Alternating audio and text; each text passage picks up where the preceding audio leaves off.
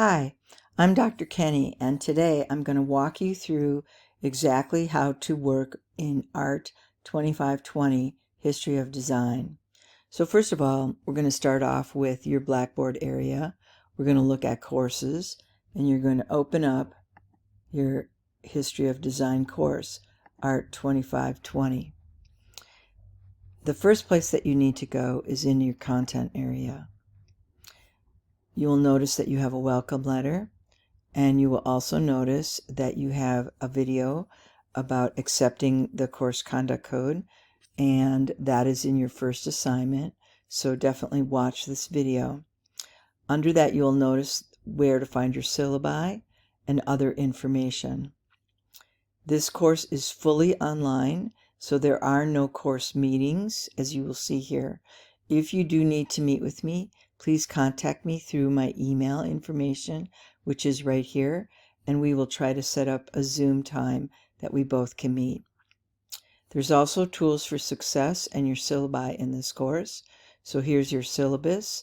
There's information on how to take quizzes, writing tips, and how to do your presentation. Okay, let's scroll back.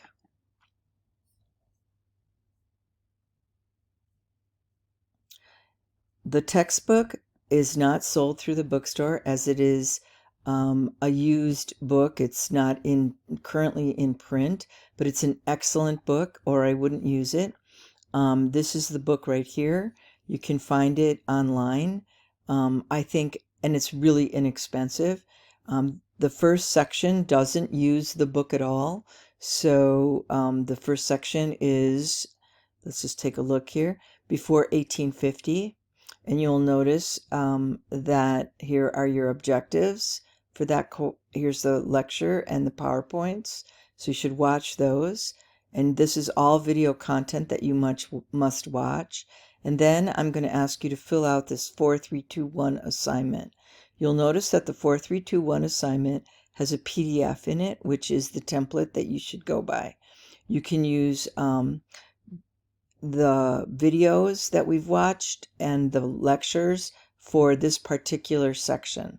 So if I click on the 4321, automatically tells you fill this assignment out, may include readings, video, objectives, and presentations. The first part is the 1, and it would be 4. So 4 key points from the assignment, 3 key terms from the definition, and 2 quotes with the analysis on why the quotes are significant, and 1 question that you can ask a friend to find the answer. Be sure to include the answer here. So basically, I want you to ask a question that you would like to find out, and maybe ask a friend in the class, or go ahead and look up that research on your own and include that answer here. So that's the 4321. 4321 is, you'll notice that they are on every section in the course. And then here's your discussion question. The discussion question works like this. In order to get the full points, 60% is for your first response, and then you need to respond to 2 other people. So here it says respond to at least 2 of your colleagues' posts with substantive thoughts by Sunday at 11:59 p.m. So this is an 8-week course. That means every week you need to, by Thursday, you need to put in your discussion question answer, and then you need to respond to 2 other people by Sunday in order to get the full points. Okay, let's go back and look at the next section. So that was week 1. So let's go back to our content, and we'll scroll down to week 2. And in week 2, you'll notice that there's 1850 to 1900, and then 1900, 1910. So in this case, we have our faith connection, our readings. So it tells us which readings we're going to be looking at. And we'll be reading page 12 through page 26. Review the lecture notes. So here's the instructor lectures. Here's our objectives. So our objectives basically will always tell you kind of what are we looking for. So we want to look at Edwardian affairs, arts and crafts, ideas and principles. Women begin to organize suffragette movements. Civil disobedience is tried. Suffragette activism. So your objectives have quite a lot of information. Okay. And then don't forget there's your lectures and your PowerPoints, and then content videos. 4, 3, 2, 1, like we just talked about. And then there's your quiz and your discussion question.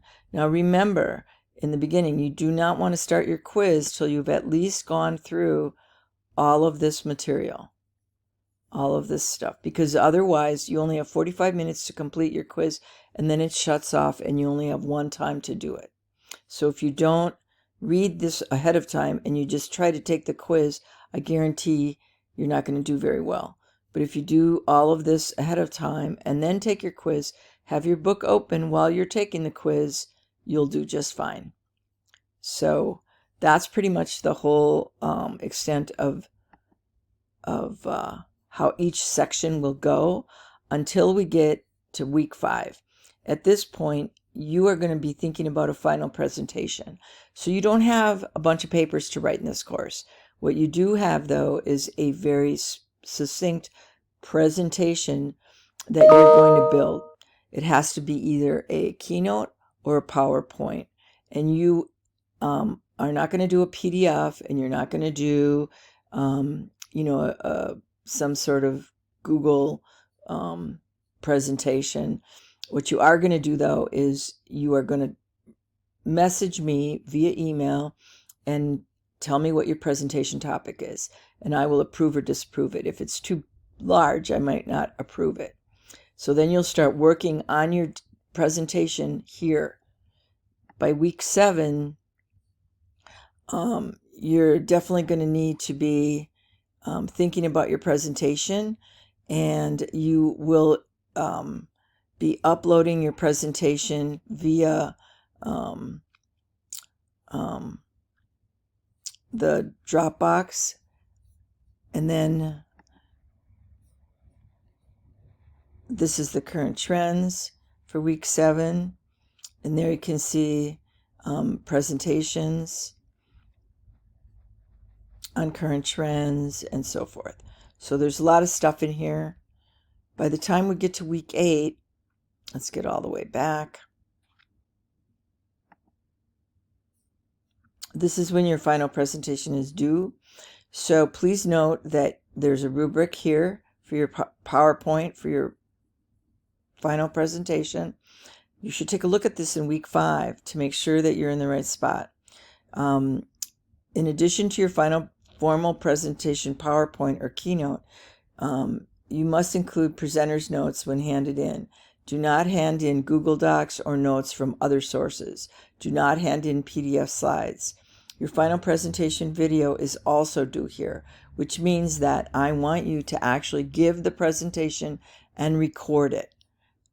You will upload a link to your recording, probably on YouTube or something in that order, and then your actual file of your presentation in this Dropbox. And that will be due on Sunday at 11:59 p.m. on the 8th week of the course. If you have any questions regarding any of this, please message me, or we can meet by Zoom and we can go through it. So good luck. I think you'll do great. Everyone so far has really enjoyed the course, and I think you will find that it's a quick 8 weeks. It's a bunch of information, but hopefully you'll retain it and it will aid to your career as a designer. Thanks a lot.